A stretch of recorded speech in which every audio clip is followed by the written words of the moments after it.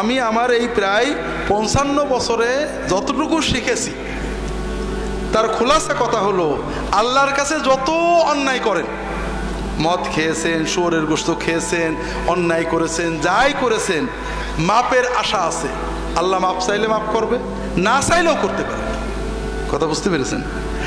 আর একটা গুনাহ আল্লাহ মাপ না চাইলে মাপ করবে না, তওবা পুরো করলে সেটা হলো শিরকের গুনাহ। আর একটা গুনাহ আল্লাহ মাপ চাইলেও পুরো মাপ করবে না, সেটা হলো বান্দার হক, মানুষের ক্ষতি করেছেন। কথা বুঝতে পেরেছেন? এই জন্য ভাইরা, আপনার দ্বারা যেন কোনো মানুষের ক্ষতি না হয়। আমরা এখানে যারা আছি সবাই কিন্তু দুর্বল পার্টি। মানুষ খুন করা, মেরে ফেলা, জমি কেড়ে নেওয়ার ক্ষমতা আমাদের নেই, ঠিক না? কিন্তু আমরা কিছু অন্যায় করি খুব ভয়ঙ্কর। তার ভিতরে একটা হলো গীবত করি। কি করি? গীবত সত্য কথা না মিথ্যা কথা? আমি মাঝে মাঝে প্রশ্ন করি ঠকানোর জন্য, এটাও কিন্তু সেই জন্য। গীবত আসলে শতভাগ সত্য কথা। মিথ্যা হলে সেটা গীবত থাকে না, সেটার নাম হলো অপবাদ। মিথ্যা হলো অপবাদ। আল্লাহ রসুল সাল্লাল্লাহু আলাইহি ওয়াসাল্লাম বলছেন, আতাদরুন আমাল গীবা? কালু আল্লাহু ওয়া রাসূলুহু আলাম। ক্বালা যিকরুকা আখাকা বিমা ইয়াকরাহু।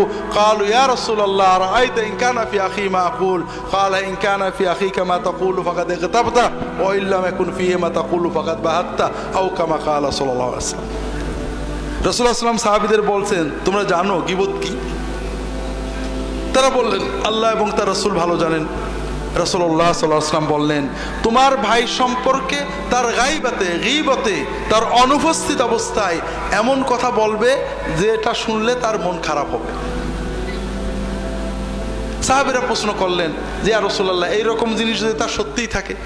রাসূলুল্লাহ সাল্লাল্লাহু আলাইহি ওয়াসাল্লাম বললেন, যদি সত্যই এরকম জিনিস থাকে তাহলে সেটা গীবত, আর যদি মিথ্যা বলো সেটা অপবাদ।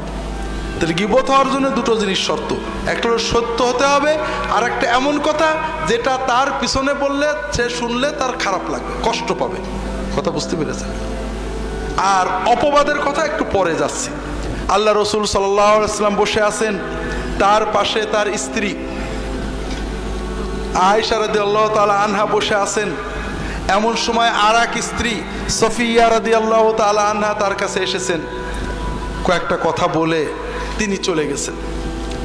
আয়েশা রাদিয়াল্লাহু তাআলা আনহা বলছেন, ইয়া রাসূলুল্লাহ হাসবুকা মিন সফিয়া কাযা ওয়া কাযা। তা আয়েশা রাদিয়াল্লাহু তাআলা বলছেন যে ইয়া রাসূলুল্লাহ, আপনার স্ত্রী সফিয়া, তার তো এই ত্রুটি আছে। কথা বোঝেননি? কথা বুঝতে পেরেছেন? আয়েশা সত্য বললেন না মিথ্যা বললেন?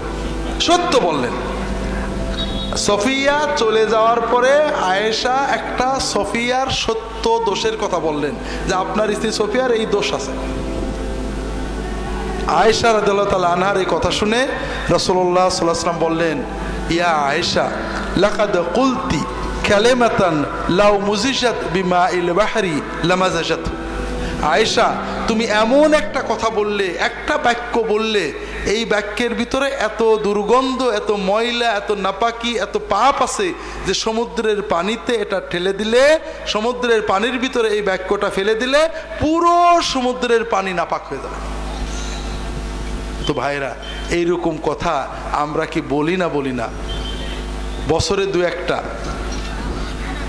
হাজেরিন, 5 জন 2 জন মেয়ে এক জায়গায় হলে কথা বলেন, অমুকের বাড়ি দাওয়াতে গেছিলাম, এই দুল পরেছে, এই ফুল পরেছে, এই শাড়ি পরেছে, এই রান্না করেছে ইত্যাদি সমালোচনা করেন না? সওয়াব হচ্ছে না গুনাহ হচ্ছে? কত কঠিন গুনাহ যে কিয়ামতের দিন আপনার নেকিগুলো কেড়ে নিয়ে যাবে। আমরা 5 জন এক জায়গায় বসলে ইমাম সাহেব, মৌলানা সাহেব, মন্ত্রী সাহেব, অমুক সাহেব গীবত করি না? গুনাহ হচ্ছে না সওয়াব হচ্ছে? সবচেয়ে বড় মজা হলো ভাইরা, আমরা গীবত করি যাদের পছন্দ না করি, ঠিক না? যাদের মহব্বত করি সাধারণত গীবত করি না। কার গীবত করি? যেমন ফুরফুরার লোকেরা হয়তো চরমনার গীবত করে, চরমনার হুজুরেরা ফুরফুরার গীবত করে, জামাতের হুজুরেরা তবলিগের গীবত করে, তবলিগের হুজুরেরা জামাতের গীবত করে। আছে না নেই? আছে। প্রথমত এটা একটা মহাপাপ। 2 নম্বর কথা, ওই যার গীবত করলেন কিয়ামতের দিন আপনার জিকির, ওজিফা, জিহাদ, তাকওয়া, তওবা সব সওয়াব কেড়ে নিয়ে যাবে। কাজেই ভাইরা, আমার অনুরোধ হল না যাই। কথা কি বুঝতে পেরেছেন? মদের পাপের তওবা সহজ, গীবতের পাপের তওবা সহজ না।